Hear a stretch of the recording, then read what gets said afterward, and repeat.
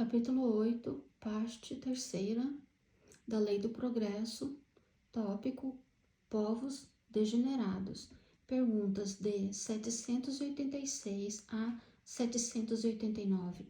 Pergunta 786. Mostra-nos a história que muitos povos, depois de abalos que os revolveram profundamente, caíram na barbárie, onde, neste caso, o progresso. Resposta: quando tua casa ameaça a ruína, mandas demoli-la e constróis outra mais sólida e mais cômoda. Mas, enquanto esta não se apronta, há perturbação e confusão na tua morada. Compreende mais o seguinte: eras pobres e habitavas um casebre, tornando-te rico, deixaste-o para habitar em um palácio. Então, um pobre diabo, como era antes, vem tomar o lugar que ocupas e fica muito contente, porque estava sem ter onde se abrigar. Pois bem, aprende que os espíritos que encarnados constituem o povo degenerado não são os que constituíam ao tempo do seu esplendor. Os de então, tendo-se adiantado, passaram para habitações mais perfeitas e progrediram, enquanto os outros, menos adiantados, tomaram o lugar que ficara vago e que também, ao seu turno, terão um dia que deixar. Pergunta 787. Não há raças rebeldes, por sua natureza, ao progresso? Resposta: mas vão aniquilando-se corporalmente todos os dias. Questão A. Qual será a sorte futura das almas que animam essas raças? Resposta: chegarão como todas as demais, à perfeição, passando por outras existências. Deus a ninguém deserda. Questão B. Assim, pode dar-se que os homens mais civilizados tenham sido selvagens e antropófagos? Resposta: tu mesmo foste mais de uma vez, antes de seres o que é. Pergunta 788. Os povos são individualidades coletivas que, como os indivíduos, passam pela infância, pela idade da madureza e pela decrepitude. Esta verdade, que a história comprova, não será de molde a fazer supor que os povos mais adiantados deste século terão seu declínio e sua extinção como os da antiguidade? Resposta: os povos que apenas vivem a vida do corpo, aqueles cuja grandeza unicamente assenta na forma e na expressão territorial, nascem, crescem e morrem, porque a força de um povo se exaure, como a de um homem. Aqueles cujas leis egoísticas optam ao progresso das luzes e da caridade morrem, porque a luz mata as trevas e a caridade mata o egoísmo. Mas, para os povos, como para os indivíduos, há a vida da alma, aqueles cujas leis se harmonizam com as leis eternas do Criador. Viverão e servirão de farol aos outros povos. Pergunta 789. O progresso fará que todos os povos da terra se achem um dia reunidos, formando uma só nação?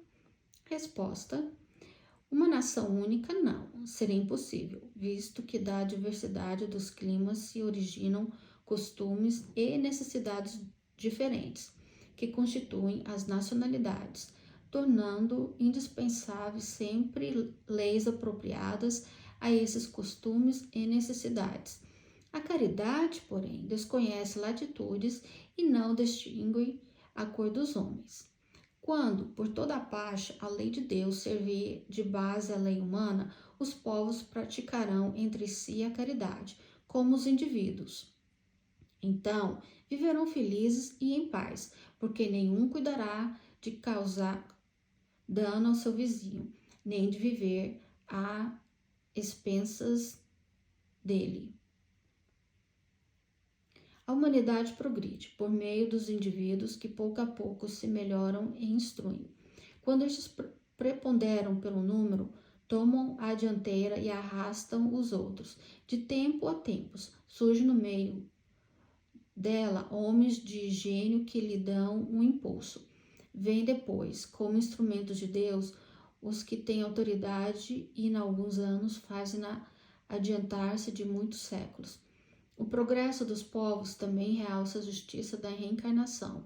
Louváveis esforços empregam os homens de bem para conseguir de uma nação se adiante, moral e intelectualmente.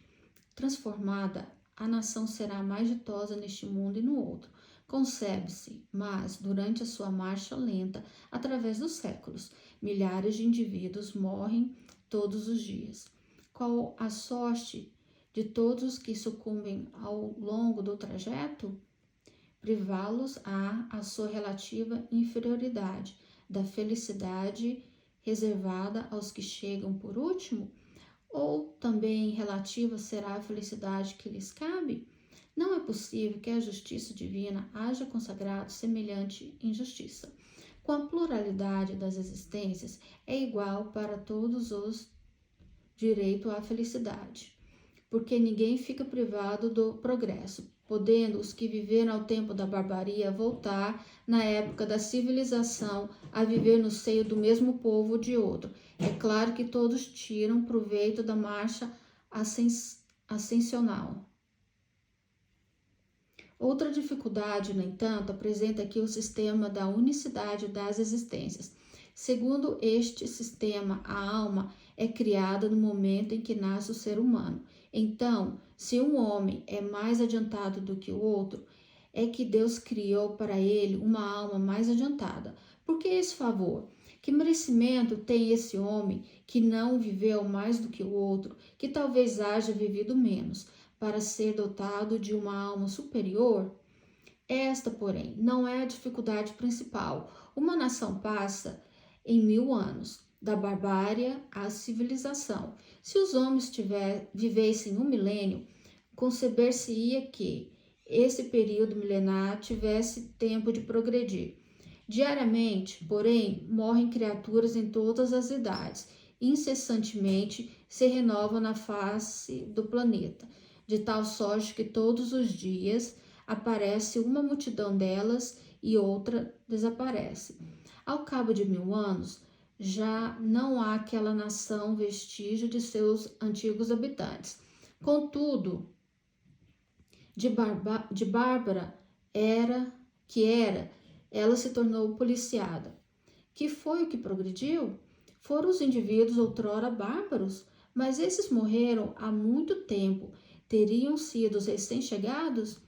Mas, se suas almas fossem criadas no mesmo momento em que elas nasceram, essas almas não existiam na época da barbárie, e forçoso será sempre admitir que esforços que se dependem para civilizar um povo têm o poder, não de se melhorar almas imperfeitas, porém de fazer que Deus crie almas mais perfeitas. Comparemos esta teoria do progresso com a que os espíritos representaram. As almas vindas no tempo da civilização tiveram sua infância, como todas as outras, mas já tinham vivido antes e têm adiantadas por efeito do progresso realizado anteriormente. Vêm atraídas por um meio que lhes é simpático e que se acha em relação com o estado em que atualmente se encontram, de sorte que os cuidados dispensados à civilização de um povo não têm como consequência fazer que, de futuro, se criem almas mais perfeitas. Tem sim o de atrair as que já progrediram, quer tenham vivido no seio do povo que se figura ao tempo da sua barbárie, quer venham de outra parte. Aqui se nos depara igualmente a chave do progresso da humanidade inteira. Quando todos os povos estiverem no mesmo nível, no tocante ao sentimento do bem, a Terra será ponto de reunião exclusivamente de bons espíritos, que viverão fraternalmente unidos. Os maus, sentindo-se ali repelidos e deslocados, irão procurar em mundos inferiores o meio que lhes convém, até que sejam dignos de volver ao nosso. Então, transformado. Da teoria vulgar, ainda resulta que os trabalhos de melhoria social só as gerações presentes e futuras aproveitam, sendo de resultado nulos para que as gerações passadas que cometeram o erro de vir muito cedo e que ficam sendo o que podem ser sobrecarregadas com o peso de seus atos de barbárie. Segundo a doutrina dos espíritos, os progressos ulteriores aproveitam igualmente as gerações pretéritas, que voltam a viver em melhores condições e podem assim aperfeiçoar-se no foco da civilização.